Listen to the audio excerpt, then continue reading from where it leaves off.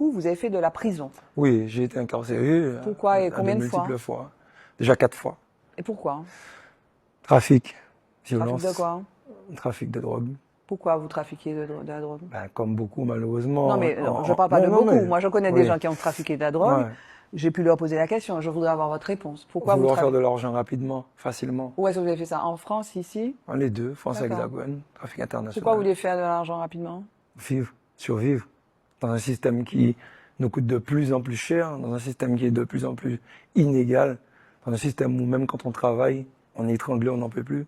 Donc, il faut faire des trafics de drogue pour gagner de l'argent? Non, faut Non, pas c'est faire pas, du... C'est voilà. ce pourquoi aujourd'hui, Mais c'est votre analyse, c'était votre analyse. malheureusement, ça a été mon analyse, ça a été mon raccourci, on va dire. Puisque aujourd'hui, justement, fort de ce que j'ai vécu, je ne m'en vante pas, mais fort de ce que j'ai vécu, j'ai pu tirer des conclusions qui me font aujourd'hui vouloir être, si je veux être, celui qui montre aux jeunes qu'on n'a pas besoin de faire ça et que D'accord. même sorti du fin fond de l'enfer, comme je l'appelle, on peut encore faire de bonnes choses puis œuvrer pour le peuple. D'accord. Voilà. Mais vous avez fait combien d'années de prison? Je sors d'une incarcération assez longue cette fois-ci, avec 2 peines cumulées qui me ramenaient à 10 ans. D'accord. En aménagement de peine, je suis sorti au bout de 4 ans. Vous avez appris des choses en prison? Oui, Quoi? ben, j'ai appris que justement, on peut être au plus bas et puis se motiver à aller au plus haut. J'ai appris qu'on est enfermé physiquement, mais pas mentalement, puisque à l'intérieur, j'ai pu quand même bouquiner beaucoup, apprendre des textes de loi. J'ai pu comprendre un peu le fonctionnement du système parce que je me suis intéressé à ce qu'est vraiment la société. D'accord.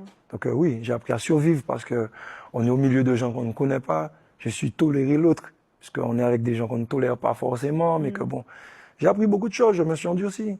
Mais vous avez, donc vous disiez que vous aviez donc vous avez été incarcéré pour trafic de drogue, donc plusieurs peines, et aussi pour violence. Oui. Dans quel cas, dans la violence? Alors il y a eu une fois où c'était quand même légitimement, je me suis défendu, mais bon, j'ai été peut-être disproportionné. Qu'est-ce qui s'est passé? J'ai été attaqué à plusieurs, à la veille de mon mariage. J'étais attaqué par une petite équipe de 10. Ils sont venus, bon, il y a eu plusieurs histoires avant, mais ils ont débarqué chez moi. D'accord. Ils voulaient me taper, bon, j'étais armé, j'ai tiré dans le tas, et voilà. J'ai Qu'est-ce blessé que personne, mais le simple fait de faire usage d'une arme, D'accord. j'ai été incarcéré pour ça. Est-ce que la violence fait partie de votre mode d'expression? Parce que moi, je vous ai vu dans le poste, je vous ai vu par exemple, vous parler d'Eddie Marajo, vous avez parlé d'Alfounisme, par exemple, qui m'a profondément choqué d'ailleurs, je dois vous le dire.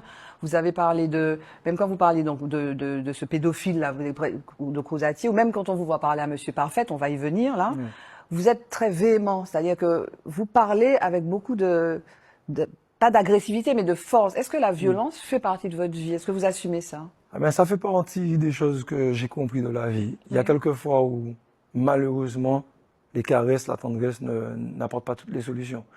Ça fait qu'aujourd'hui, je suis un peu le miroir de ce qui est en face de moi. C'est-à-dire que la personne qui est en face de moi se dit que je suis peut-être agressif, mais elle ne se demande pas si elle n'a pas eu un propos ou un acte que j'ai perçu comme une agression qui fait qu'aujourd'hui je lui rends.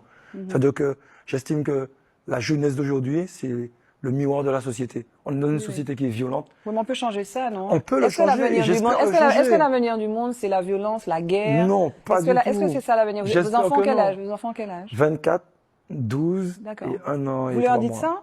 Vous leur dites quoi? Malheureusement, je dis à mon fils que le monde est violent. Il faut rendre la gifle qu'on vous donne. Non, il ne faut pas Qu'est-ce que vous rendre, dites? mais il faut s'apprêter à pouvoir encaisser et riposter. Le plus petit à quel âge?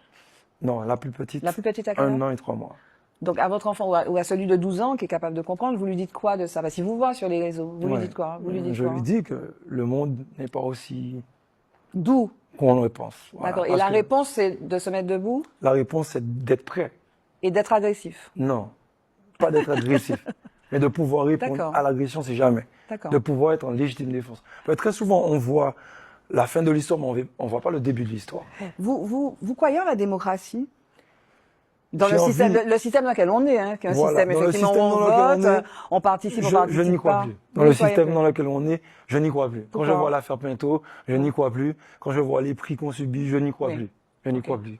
La démocratie. Alors, les prix qu'on subit, on y vient. Donc, vous faites partie d'une association dont vous êtes président, le RPRAC, RPPRAC. Oui. Donc, vous allez me dire ce que ça signifie. C'est le Rassemblement pour la protection des peuples et des ressources afro-caribéennes. Et donc vous appelez, alors, moi je vous ai vu donc dans ce face-à-face, donc c'est pour ça que je vous ai appelé, vous nous dites, venez nous expliquer ce qui va se passer. Donc avec Monsieur Parfait, vous dites, il y a une injonction, vous dites que le 1er septembre, vous êtes qu'à baisser prix là, et puis sinon, vous êtes ouais. Donc on ne sait pas ce qu'on va voir, et à l'heure où l'émission va passer, ce sera dans quelques jours.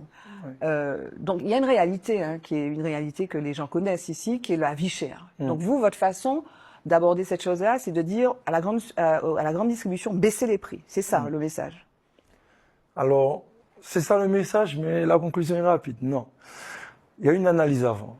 Une analyse de 2009, une analyse des anciens, des précédents avant nous qui ont mené le combat pacifiquement, avec toutes sortes de demandes, avec toutes sortes de patience. Et nous-mêmes qui sommes venus derrière, depuis 2009, on a attendu 15 ans.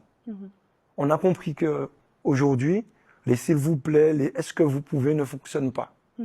Et aujourd'hui, on sait que on n'est plus dans un moment où on peut attendre, on est dans un état d'urgence.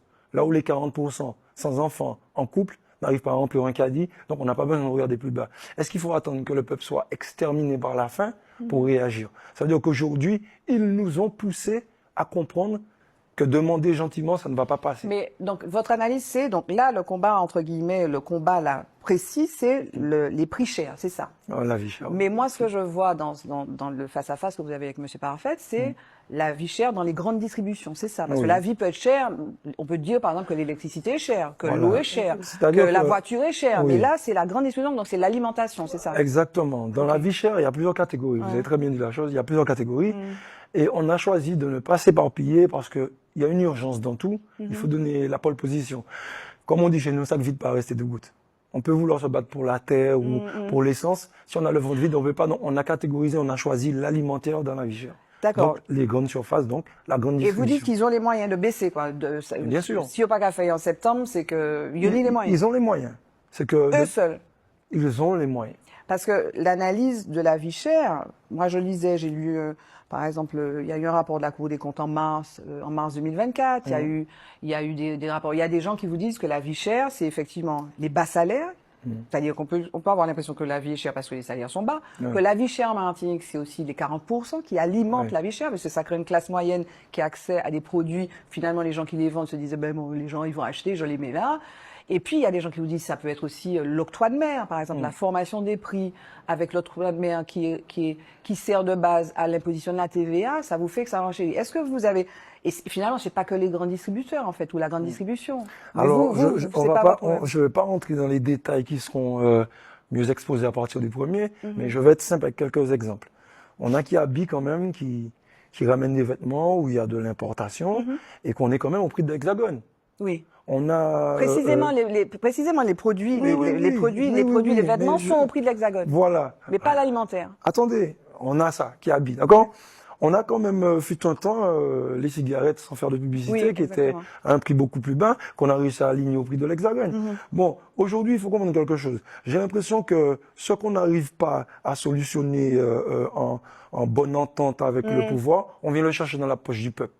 C'est pas possible. Je veux dire que si vous avez des enfants, vous ne traitez pas le plus grand en disant lui je lui donne tout et puis le plus petit comme il arrive après je vais pas lui donner. Donc vous voulez pas entrer dans les considérations de cause quoi. Voilà. Mais alors c'est quoi les modes d'action? On n'a pas rentré dedans justement et ça a toujours été ça le problème. Nous ne sommes pas politiciens, nous ne sommes pas économistes et on veut entrer dans des causes. Nous ne sommes pas dans les causes. Est-ce que dire bon, on va venir aux moyens puisque peut-être que vous en parlerez ou pas, mais est-ce que comment dire focaliser sur oui vous allez dans les grandes surfaces donc on va voir ce qui va se passer. Est-ce qu'on ne focalise pas sur finalement le statut que nous assumons depuis des décennies en Martinique? Nous sommes des consommateurs. Est-ce qu'il n'y a pas peut-être d'autres solutions? Peut-être s'appuyer sur les agriculteurs, dire qu'il faut peut-être organiser des circuits courts avec les agriculteurs. Certains agriculteurs vous disent on pourrait produire avec 44 fermes de 22 hectares qui représentent un peu plus pas loin de 900 hectares globalement, on pourrait être autosuffisant ou entre souveraineté alimentaire. Est-ce que ça ne nous maintient pas dans une position de consommateurs? Alors vous avez dit que nous sommes des consommateurs, nous ne sommes pas des consommateurs. On nous a rendus consommateurs. On nous a drogués à l'importation. Mais c'est le cas. Et nous sommes comme des junkies qui réclament. Mais oui, mais c'est le cas. Mais un junkie peut se désintoxiquer. Oui, mais là, Aujourd'hui, il faut prendre de vraies décisions. Pas des dépensements sur dépensements, pas des mesures. Il faut prendre de vraies décisions pour changer les choses. Oui, mais si on baisse le prix, on sera encore plus junkie. Mais ce n'est pas une question non, ce n'est pas simplement une question de baisser le prix. Tout à l'heure, vous avez parlé d'augmenter les salaires, mais si j'augmente le salaire de 300 € et tout de suite derrière, j'augmente la bouteille de gaz, je la mets à 50 €, je mets un pain à 10 €, on va être dans le même problème. Ça veut dire que depuis toujours, on nous a donné toutes sortes de palabres, de discussions, on nous a parlé d'octroi de mer, de fret, on nous a parlé de plein de choses sans aller à l'essentiel. L'essentiel, c'est que ce n'est pas possible de nous dire qu'on est français, de nous donner les mêmes amendes, les mêmes radars et de nous donner des prix sur l'alimentation différemment. C'est ça qu'on doit savoir et c'est à eux de se débrouiller. Vous voulez l'égalité réelle? Mais bien sûr. Comme Victorin Lurel. Égalité, liberté, égalité, fraternité. Ce n'est pas ce qu'on nous a vendu. Oui. Je veux l'égalité. Je ne réclame rien qui ne soit pas logique. Je veux l'égalité. Si nous sommes français, nous avons les mêmes cartes d'identité, les mêmes contraintes, dans l'alimentaire en tout cas, on veut les mêmes prix. D'accord. Le mode d'action, ce sera quoi alors? Ce sera à découvrir à partir du 1er. D'accord. Ok, donc on aura des surprises. Ou alors, est-ce que vous espérez que ce sera un mouvement comme 2009? Ce que j'espère, c'est qu'ils vont éviter une fois de plus de prendre le peuple en otage, parce que eux, ils sont en train de nous dire ne prenez pas le peuple en otage. C'est qui eux? La grande distribution. D'accord. Et vous vous adressez à l'État ou pas?